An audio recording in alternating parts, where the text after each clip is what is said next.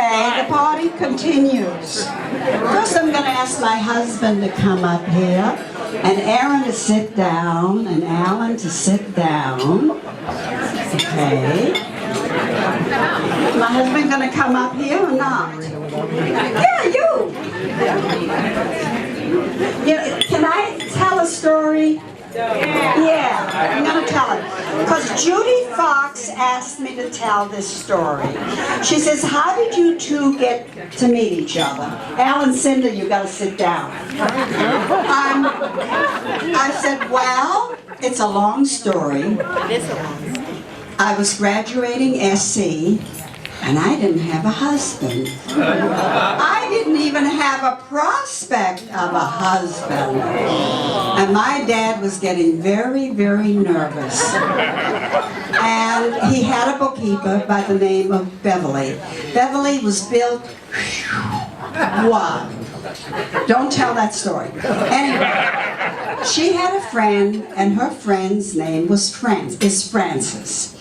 Frances came out for the summer to visit with Beverly, and Jack and Beverly and Frances were living together in one apartment, a one-bedroom. That's another story. So,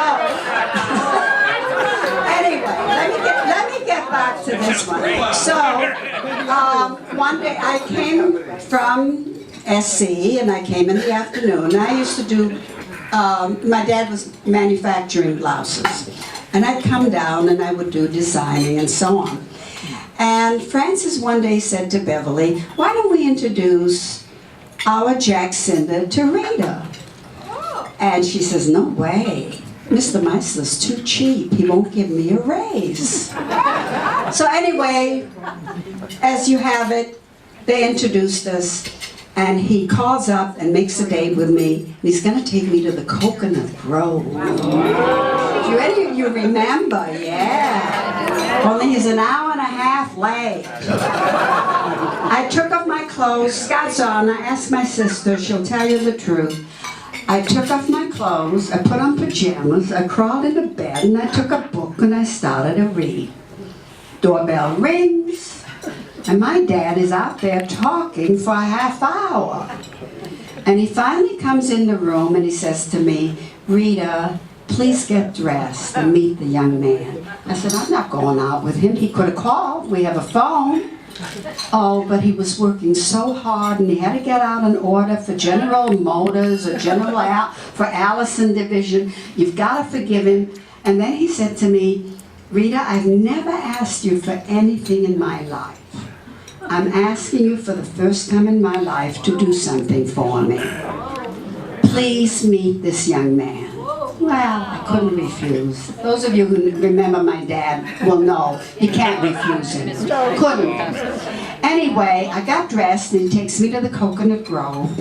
And the next morning, my dad's blouse factory was on Los Angeles Street. And across the street is Sam's Delicatessen.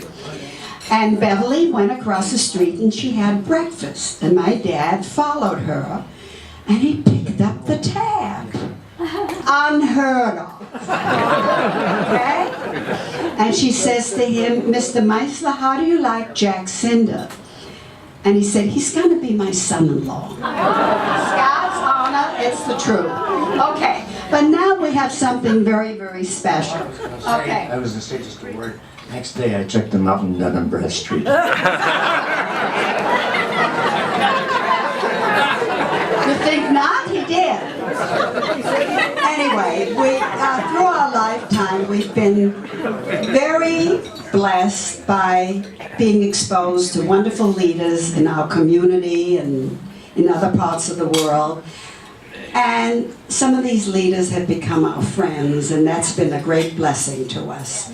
And Jack and I belong to Valley Beth Shalom. Oh, I'm not even going to tell you. You'll figure out how old I am.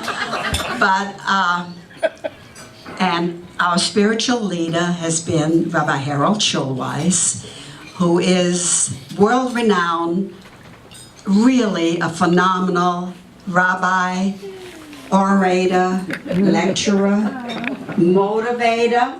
innovator, husband, a very wonderful friend, and we're very, very blessed to have you in our lives. Rita. May I ask you to come up and say say a couple words to Jack, or more than a couple words? You can ask me to do anything. Oh! But I want to forewarn you, I forgot to bring your dictionaries. Inside joke.